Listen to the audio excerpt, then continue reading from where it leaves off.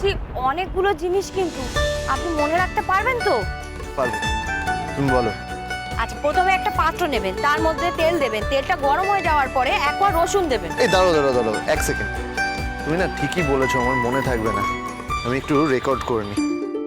হ্যাঁ, এবার বলো তো। প্রথমে তেলের মধ্যে এক কোয়া রসুন ভেতো করে দিতে হবে, তারপরে তার মধ্যে দিতে হবে হচ্ছে কালো জিরে। এবার তেলটা যখন ফুটে যাবে না, তার মধ্যে দিতে হবে অর্জুন গাছের ছালের গুঁড়ো দেবে। তেলটা ফুটতে থাকবে, যেই ফুটে যাবে পুরোটা, তারপর ঠান্ডা করে তেলটাকে ছেঁকে তুলে নিতে হবে। তারপর মালিশ করলেই দেখবেন ব্যথা একবারে গায়েব। বাপরে বাপ। আচ্ছা, এইসব এই অর্জুন গাছের ছাল টাল এগুলো পাবো কোথায়? এ তো আপনি দশকর্মা ভান্ডারেই পেয়ে যাবেন। আচ্ছা ঠিক আছে পার্বতী, তাহলে আমি আসি আজ।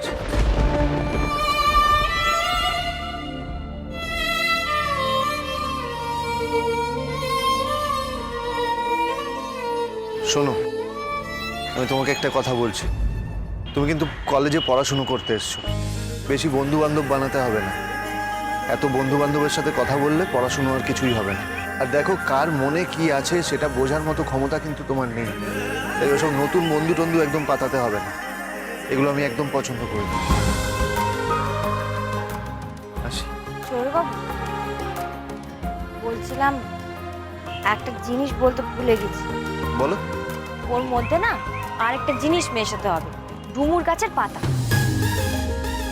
অর্জুন গাছের ছালের গুঁড়ো, ডুমুর গাছের পাতা, এত কিছু আমি গিয়ে ওই দশকর্মায় বলতে পারবো না। এক কাজ করো, তুমি চলো আমার সাথে, তুমি বলবে। ঠিক আছে, চলুন। চলো। আসুন আসুন। হ্যাঁ। মা, অ্যাটর্নি কাকু এসেছেন। কেমন আছেন বৌদি? এই বয়সে আর কেমন থাকা যায়, ওই টেনে টুনে চালাচ্ছে আর কি। কাকু আপনি বসুন, আপনার জন্য একটু চা করে নিয়ে আসি। না না না, এখন আর চা খাবো না, আজকে একটা কেস আছে বুঝেছেন।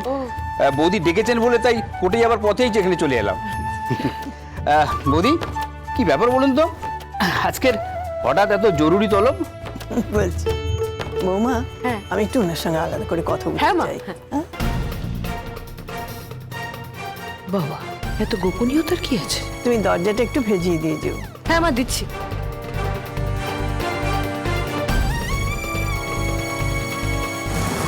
মা এভাবে দরজাটা বন্ধ করে দিতে বললেন কেন? মিলের ব্যাপারে কি কিছু লুকোচ্ছেন উনি আমাদের থেকে? আপনি বুঝতে পেরেছেন তো তেলটা কিভাবে বানাতে হবে? হ্যাঁ, বুঝতে পেরেছি। তবে ওর মধ্যে আরো একটা জিনিস মেশাতে হবে। আবার কি জিনিস? শোনো পার্বতী, আমি কিন্তু আবার ওই দশকর্মার দোকানে ছুটতে পারবো না। ওটা দশকর্মার দোকানে পাওয়া যায় না। কি জিনিস যেটা দশকর্মায় পাবো না? কোনো দোকানেই তো পাবেন না। মানে? আরে বাবা, শুধু তেল বানালে হবে, ওর মধ্যে ভালোবাসা মেশাতে হবে। দেখুন, তেলটা শুধু বানালে হবে না, ভালোবাসা যদি মেশান না, সব রোগ সেরে যাবে, সব ব্যথাই কমে যাবে। ভালোবাসা এমন একটা ওষুধ না, যেটা সব অসুখকে সারিয়ে দেয়, সব ব্যথা একেবারে কমিয়ে দেয়। তুমি নিজেও জানো না পার্বতী, কত সরল ভাবে তুমি লাখ কথার এক কথা বলে দিলে। হাজারটা ওষুধ খান না কেন, ভালোবাসার মতো ওষুধ একটাও হয় না। ভালোবাসা সব থেকে ভালো ওষুধ।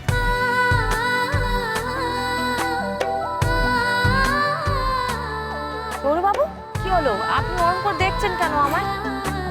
ও, আমি বুঝতে পেরেছি, আমি খুব বক বক করছি তাই জন্য না? সরি।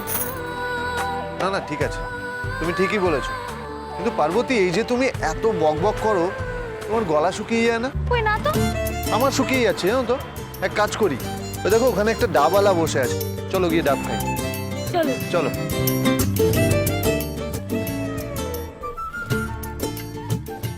দাদা, দুটো ডাব দিন তো, ভালো দেখে দেবেন। হ্যাঁ, নাও ধরো। আপনি আগে খান, আপনার তেষ্টা পেয়েছিল। আরে ধরো তুমি, নাও খাও। হ্যাঁ, নেক্সট মান্থে 27 আপনাদের প্রোগ্রাম তো? না না, আমার মনে আছে, আমি নিশ্চয়ই আসবো। ওকে, থ্যাংক ইউ।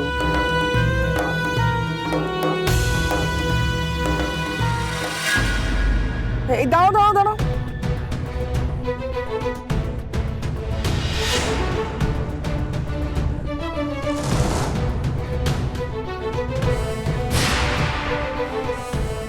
এইসব দিয়ে পাইপ টাইপ দিয়ে আমি খাই না। এটাকে পাইপ বলে না, স্ট্র বলে। ওই যাই হোক একই হলো। কখন থেকে টেনে যাচ্ছে, আসছেই না জল। আচ্ছা বাবা ঠিক আছে, তোমার যেমন ইচ্ছে তেমন ভাবে খাও, ঠিক আছে? আসলে কি বলো তো, গ্রামে না আমরা এরকম ভাবে এমনি চোঁচো করে ডাব মেরে দিতাম। আচ্ছা ঠিক আছে, বললাম তো তোমার যেমন ভাবে সুবিধা হয় তেমন ভাবে খাও। তা এই পাইপটা ফেলে দিই, ফেলে দাও। স্টোর অফ, তাই তো?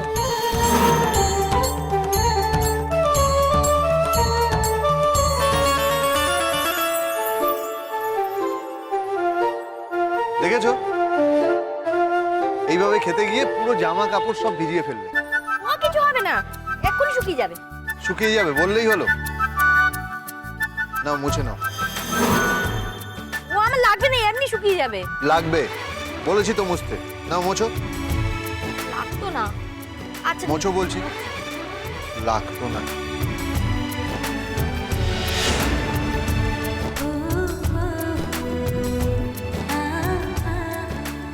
খালি আমাকে বকা দেওয়ার ছুতো খোঁজে না।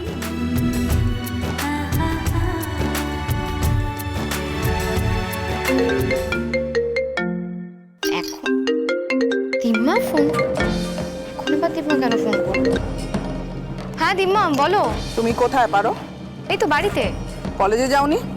ওই আমার ফার্স্ট হাফে সেরকম কোনো ক্লাস নেই, সেকেন্ড হাফে ক্লাস রয়েছে, তাই একটু দেরিতেই বেরোবো। বেশ, তুমি বাড়িতেই আছো তো? হ্যাঁ বাড়িতেই আছি, কেন বলো? আমি আসছি। চলো পারো, শ্বশুর বাড়ি চলো। কেটে দিল? দিম্মা হঠাৎ বাড়িতে আসতে চাইছে, কি ব্যাপার? দেখবেন আমি কিন্তু সব পারি। আরে কি করছো, কি লেগে যাবে তো? আচ্ছা ঠিক আছে। এটা আসল।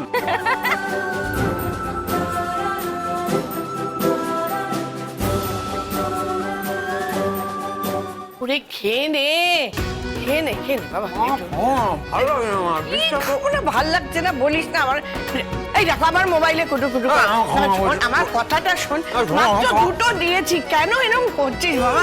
না খেয়ে খেয়ে না পেটের খোলটা ছোট করে ফেলেছি জানিস? তাই হ্যাঁ, বুঝতে পেরেছো? তো পারবো না কেন? তো যদি বুঝতেই পেরে থাকো আমার পেটের খোল ছোট হয়ে গেছে, তাহলে এই ছোট খোলের মধ্যে তুমি কাদা কাদা খাবার ঢুকছো কেন? যদি ফটাস করে পেটে যায় তাহলে? কানমলা খাবি? দাও, ওটা তোমার কমন। হ্যাঁ, ও আমার কানমলার ভয় ঠিক খেয়ে নাও। আর কত দে তো? পারো পারো কি হচ্ছে বলুন তো? পারো কোথায়? পারো। দিম্মা কি হয়েছে? দেব কোথায়?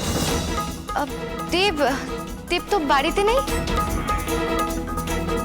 কোথায় গেছে তুমি জানো না?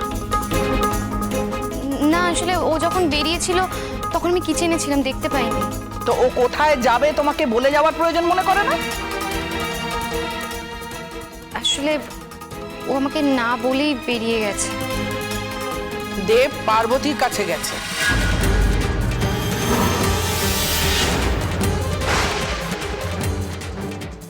কি? দেব পার্বতীর কাছে গেছে? হ্যাঁ, আর শুধু পার্বতীর কাছেই যায়নি, তারা হাত ধরাধরি করে ঘুরে বেড়াচ্ছে। কি বলছেন কি আপনি? আপনার কোথাও ভুল হচ্ছে। হ্যাঁ দিমা, তোমার নিশ্চয়ই কোথাও ভুল হচ্ছে। পার্বতী তো হোস্টেলে আছে, আর দেব তো কাজে আছে, ও কি করে ওকে নিয়ে বেড়াতে যাবে? হ্যাঁ শোনো পারো, শ্রাবণী নিয়াল না 100% শিওর না হয় কোনো কথা বলে না। আর শুধু ঘুরে বেড়াচ্ছে না, রাস্তায় দাঁড়িয়ে দাঁড়িয়ে ডাব খাচ্ছে, রোম্যান্স করছে। এই রে, দেবের তো একেবারে অস্থির অস্থির অবস্থা। একটা দিন পার্বতীকে না দেখতে পেলেই একেবারে ছুটে চলে যাচ্ছে। পার্বতীর উপর এত রাগ দেখাতো, সবটাই তার মানে শো অফ। তলে তলে দুজনের ভালোবাসাবাসি চলছে। কি ব্যাপারটা কি? হ্যাঁ, এত হইচই কিসের? ব্যাপারটা খুবই জটিল, আর হইচই করার মতোই ঘটনা। আপনার গুণধর নাতি আমার নাতনিকে ঠকিয়ে একটা কাজের মেয়ের সাথে পরকিয়া করে বেড়াচ্ছে। আর সেসব কিছু আমি দেখেও, নিজের চোখে দেখেও আমি চুপ করে থাকবো, এটাই বলছেন তো? চুপ করো শ্রাবণী। আমাকে চুপ করিয়ে কি হবে? সত্যিটা কি চাপা রাখতে পারবেন? যতই শাক দিয়ে মাছ ঢাকতে চান, আষ্টে গন্ধ কিন্তু বেরোবেই, বন্ধ করতে পারবেন না। কি ব্যাপার? নতুন করে আবার কোনো গন্ডগোল হলো নাকি? এসে গেছে আপনার গুণধর নাতি, এসে গেছে। জিজ্ঞেস করুন কোথায় গেছিল। পারো, ওকে জিজ্ঞেস কর কোথায় গিয়েছিল।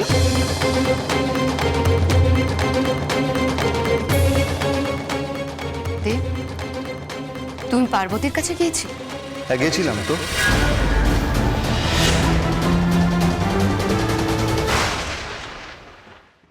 হ্যালো, পার্বতীর খুব শরীর খারাপ হয়েছে, খুব জ্বর এসছে, জ্বরে গা পুড়ে যাচ্ছে পুরো। আমি এক্ষুনি আসছি।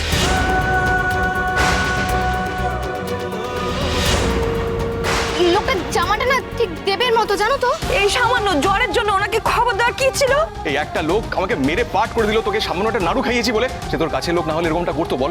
উনি ওনার দায়িত্ব পালন করেছিলেন, আর কিছু না। তুমি আশেপাশে থাকলে